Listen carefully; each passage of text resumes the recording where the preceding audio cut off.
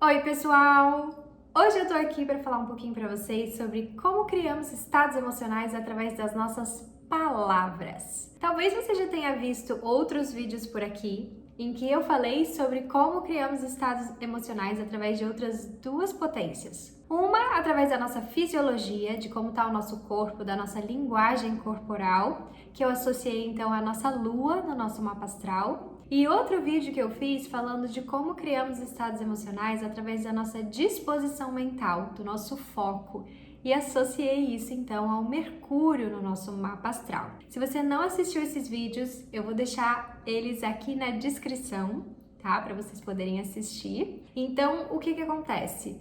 55% do nosso estado emocional tem relação com a nossa fisiologia, com o nosso corpo. 38% do nosso estado emocional está relacionado com o nosso foco, com a nossa disposição mental, que é a ideia de enxergar o mundo pelo lado do copo meio cheio ou do copo meio vazio. E 7%, fechando então aí os 100%, né? 7% do nosso estado emocional tem a ver com as nossas palavras. E é sobre isso que eu quero falar com vocês hoje. Vocês devem estar se perguntando assim, como assim, Kim, as palavras influenciam os nossos estados emocionais? As palavras funcionam como um carimbo que nomeiam, codificam os nossos sentimentos. Então imagina que você está ali num momento em que você não sabe exatamente o que você está sentindo e aí você chega para alguém e fala assim, nossa, hoje eu tô aqui com uma sensação esquisita, não sei muito bem o que é.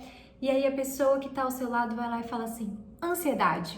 E aí, se era ou se não era ansiedade, não importa, porque virou. A partir do momento em que você coloca aquele carimbo, que você coloca, né, aquele rótulo, você começa a se sentir daquela maneira. Então, se você estava ou se você não estava, você ficou ansiosa. E isso é muito importante a gente gerar essa clareza, porque quando a gente vai para o nosso vocabulário, nós costumamos ter muito mais palavras para descrever estados emocionais que são desafiadores do que palavras para descrever estados emocionais que são ricos, engrandecedores e fortalecedores. Então, o primeiro passo para a gente criar melhores estados emocionais é enriquecer o nosso vocabulário acerca das emoções positivas. Isso vai ser muito importante. Isso, inclusive, me lembra muito uma cliente minha que teve uma época em que ela estava tendo crises de ansiedade e durante as crises dela, ela na verdade, estava o tempo todo falando que ela estava ansiosa, que ela estava ansiosa, que ela estava ansiosa. E quanto mais ela falava que ela estava ansiosa, mais ansiosa ela ficava. Até que a gente resolveu, então, trabalhar essa questão da ansiedade através das palavras. E aí eu fui conversando com ela. Me conta um pouco mais sobre quando você entra nesse estado, o que está acontecendo? E ela falou, eu fico agitada, eu fico inquieta, eu fico preocupada, né, com o futuro, minha mente vai para o futuro, imaginando cenários que normalmente me deixam com essa agitação. E a gente foi então pensando em outras possibilidades, né, de emoções que poderiam trazer algo parecido. A gente chegou num primeiro momento na curiosidade, porque de alguma forma, né, traz ali uma agitação, traz alguma inquietude, traz um interesse em algo que está na nossa frente, no nosso futuro, porque a gente quer descobrir, a gente quer saber. E ela ficou muito animada, assim, de pensar realmente que aquelas sensações poderiam ser traduzidas de uma forma mais positiva. Só que a palavra curiosidade, ela dá mais trabalho, né? Ela não é tão simples para a gente poder substituir o estado ansioso por um estado curioso. E aí a gente foi aprofundando, até que a gente chegou no entusiasmo. O entusiasmo como essa possibilidade de também trazer uma inquietação, também trazer, né, um movimento, uma agitação no corpo. E o entusiasmo muitas vezes está associado com alguma coisa que está para acontecer, está associado a esse futuro, só que é algo positivo, é uma emoção positiva.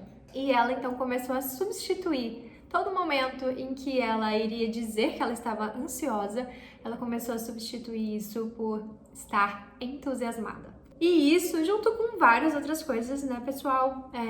Terapia, coaching, várias outras ferramentas contribuíram para que ela parasse de ter as crises de ansiedade. Então, para dizer que não foi somente isso, mas que isso contribuiu bastante. Então, as palavras, elas nos contam como está o nosso discurso, qual é o nosso discurso interno, como a gente conversa com a gente mesmo, e isso contribui muito para os nossos estados emocionais, e claro, como a gente descreve o mundo e tudo que está ao nosso redor. Por isso também as palavras vão estar muito associadas ao foco e à disposição mental, porque elas é que vão revelar qual tem sido o foco e qual tem sido a disposição mental. E outro ponto, então, importante em relação às palavras é que a forma como a gente fala também vai influenciar o nosso estado emocional. Então, eu lembro muito de um exercício que eu fiz com uma outra pessoa que também é coach. A gente fez um peer coaching, a gente fez uma parceria para trabalhar alguns exercícios. E o exercício era, nos momentos em que a gente entrasse num estado emocional de crise, de desafio, era a hora de aplicar o exercício e mudar a forma como a gente se comunicaria. E eu lembro de uma vez em que isso fez muito efeito. Eu estava caminhando na rua após um dia anterior de muita chuva aqui no Rio de Janeiro. Quem mora no Rio sabe que quando chove muito, tudo fica meio alagado, enlamado, porque desce as terras, né, dos morros ao redor, das montanhas. Então tava aquele rio meio alagado. Eu tava andando na rua, segurando alguns papéis, olhando algumas coisas. De repente, passou aquele ônibus na poça d'água. E não foi apenas uma água que veio nas minhas canelas, né? Foi uma água que pareceu cena de filme. A água fez uma onda assim e me molhou inteira, me sujou inteira. É aquele momento que você fica furiosa, né? Que você quer matar ali o motorista. E é o momento então do insight, hora de fazer o exercício. Qual era o exercício? Pegar ali as palavras-chave da frase que eu contaria o que aconteceu comigo, que seria o ônibus passou na poça e me molhou inteira, né? Só que fazer isso com palavras que não estão no meu vocabulário, ou palavras que são muito diferentes, que eu não me identificaria com esse discurso. Então, normalmente eu abria um dicionário de sinônimos em relação a essas palavras-chave e expressava então aquilo que aconteceu de uma forma muito diferente da minha forma pessoal. E aí o que eu fazia? Eu mandava um áudio para essa minha colega, né? Essa minha pessoa, amiga que estava fazendo o peer coaching comigo. E foi muito interessante, porque essa foi a vez que eu tive mais raiva, né? Mais ali uma emoção difícil de lidar.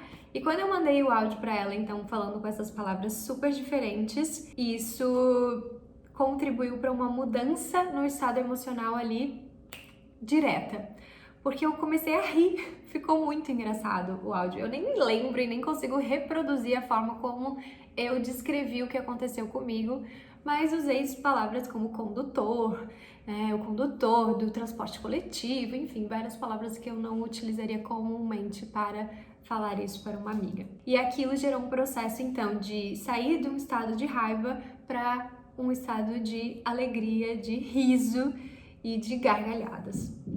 Então, um evento ali que poderia ter acabado com o meu dia, acabado com a minha semana, né? Quando acontece uma coisa com a gente fica o tempo inteiro ali remoendo aquilo. E eu fiz uma transformação daquele estado emocional simplesmente com a forma como eu fiz o discurso associado ao que aconteceu. Então, as palavras, elas funcionam como gatilhos. E a gente tem que ter muita atenção com as palavras que a gente escolhe para descrever a nossa realidade. E quem fala então sobre as palavras no nosso mapa astral? Mercúrio. Mercúrio é esse que fala do nosso foco, que fala da nossa disposição mental e que fala das nossas palavras. Então, quando a gente olha para o nosso Mercúrio, o signo que ele tá vai nos trazer muitas qualidades que a gente tem na nossa comunicação, que vão possibilitar a gente exercer o melhor do nosso potencial de se expressar. E a casa onde ele tá também vai falar ali da área de experiência, onde pode ser o nosso treinamento para a gente exercer o melhor da nossa comunicação. E também as conversas, os diálogos que o Mercúrio faz com outros planetas vão dizer como esses planetas estão influenciando a nossa comunicação. Será que eles estão apoiando a nossa comunicação Ou será que eles estão desafiando a nossa comunicação? E tudo isso então vai contribuir para a gente comunicar e se expressar de uma forma ainda melhor. Então, escolher muito bem as nossas palavras para criar melhores estados emocionais. Então é isso, gente. Espero que vocês tenham gostado de pensar, então, o Mercúrio como um influenciador dos nossos estados emocionais, tanto através do foco, que é o outro vídeo, como através das palavras. E se você quiser saber mais dicas, então, dá uma olhadinha aqui na descrição do vídeo e aproveita todas as dicas que a gente colocou ali. Um beijo grande e até o próximo vídeo.